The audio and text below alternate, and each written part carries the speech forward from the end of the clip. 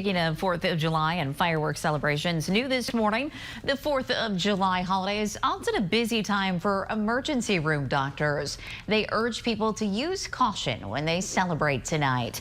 WGEM's Ryan Hill is live in Quincy to explain the most common injuries they see. Ryan, good morning. Good morning. And no surprise here, those at Blessing Hospital say fireworks, they see a lot of injuries related to fireworks, though the number varies from year to year. Now, Blessing's medical director of emergency services says the common injuries they see include minor burns on hands or arms and projectile injuries from debris.